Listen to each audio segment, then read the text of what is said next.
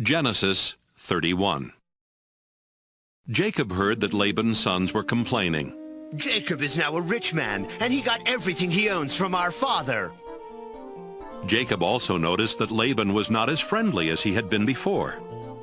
One day the Lord said, Jacob, go back to your relatives in the land of your ancestors, and I will bless you.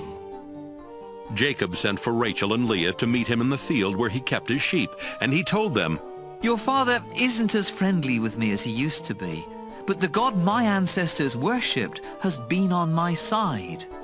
You know that I have worked hard for your father, and that he keeps cheating me by changing my wages time after time. But God has protected me. When your father said the speckled sheep would be my wages, all of them were speckled. And when he said the spotted ones would be mine, all of them were spotted. That's how God has taken sheep and goats from your father and given them to me. Once, when the flocks were mating, I dreamt that all the rams were either spotted or speckled. Then God's angel called me by name. I answered, and he said, Notice that all the rams are either spotted or speckled. I know everything Laban is doing to you, and I am the God you worshipped at Bethel when you poured olive oil on a rock and made a promise to me. Leave here right away and return to the land where you were born. Rachel and Leah said to Jacob, There's nothing left for us to inherit from our father. He treats us like foreigners, and has even cheated us out of the bride price that should have been ours. Now do whatever God tells you to do. Even the property God took from our father and gave to you really belongs to us and our children. Then Jacob, his wives, and his children got on camels and left for the home of his father Isaac in Canaan. Jacob took all of the flocks, herds, and other property that he had gotten in northern Syria. Before Rachel left, she stole the household idols while Laban was out shearing his sheep. Jacob tricked Laban the Aramean by not saying that he intended to leave. When Jacob crossed the Euphrates River and headed for the hill country of Gilead, he took with him everything he owned. 3 days later, Laban found out that Jacob had gone. So he took some of his relatives along and chased after Jacob for 7 days before catching up with him in the hill country of Gilead. But God appeared to Laban in a dream that night and warned, Don't say a word to Jacob. Don't make a threat or a promise. Jacob had set up camp in the hill country of Gilead when Laban and his relatives came and set up camp in another part of the hill country. Laban went to Jacob and said, Look what you've done. You've tricked me and run off with my daughters like a kidnapper. Why did you sneak away without telling me? I would have given you a going-away party with singing and with music on tambourines and harps. You didn't even give me a chance to kiss my own grandchildren and daughters goodbye. That was really foolish. I could easily hurt you, but the God your father worshipped has warned me not to make any threats or promises.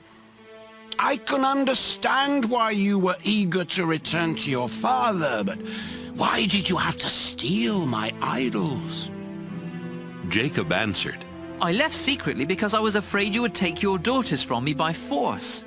If you find that any one of us has taken your idols, I'll have that person killed. Let your relatives be witnesses. Show me what belongs to you and you can take it back. Jacob did not realize that Rachel had stolen the household idols. Laban searched the tents of Jacob, Leah, and the 2 servant women, but did not find the idols. Then he started for Rachel's tent. She had already hidden them in the cushion she used as a saddle and was sitting on it. Laban searched everywhere and did not find them. Rachel said, Father, please don't be angry with me for not getting up. I'm having my period. Laban kept on searching, but still did not find the idols. Jacob became very angry and said to Laban, What have I done wrong? Have I committed some crime? Is that why you hunted me down? After searching through everything I have, did you find anything of yours?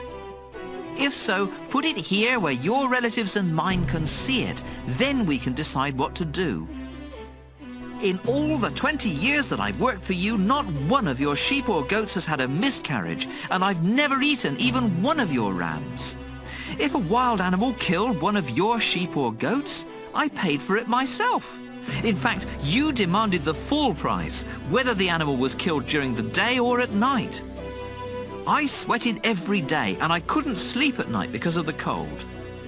I had to work 14 of these 20 long years to earn your 2 daughters, and another 6 years to buy your sheep and goats. During that time, you kept changing my wages. If the fearsome God worshipped by Abraham and my father Isaac had not been on my side, you would have sent me away without a thing. But God saw my hard work, and he knew the trouble I was in, so he helped me. Then, last night, he told you how wrong you were. Laban said to Jacob, Leah and Rachel are my daughters, and their children belong to me. All these sheep you are taking are really mine, too. In fact, everything you have belongs to me. But there is nothing I can do to keep my daughters and their children. So I am ready to make an agreement with you, and we will pile up some large rocks here to remind us of the agreement. After Jacob had set up a large rock, he told his men to get some more rocks and pile them up next to it. Then Jacob and Laban ate a meal together beside the rocks. Laban named the pile of rocks Jegar-Sahadutha, but Jacob named it Galeed. Laban said to Jacob, This pile of rocks will remind us of our agreement. That's why the place was named Galeed. Laban also said, This pile of rocks means that the Lord will watch us both while we are apart from each other. So the place was also named Mizpah. Then Laban said, If you mistreat my daughters or marry other women, I may not know about it, but remember, God is watching us. Both this pile of rocks and this large rock have been set up between us as a reminder. I must never go beyond them to attack you, and you must never go beyond them to attack me. My father Nahor, your grandfather Abraham, and their ancestors all worship the same God, and he will make sure that we each keep the agreement. Then Jacob made a promise in the name of the fearsome God his father Isaac had worshipped. Jacob killed an animal and offered it as a sacrifice there on the mountain, and he invited his men to eat with him. After the meal, they spent the night on the mountain. Early the next morning, Laban kissed his daughters and his grandchildren goodbye, then he left to go back home.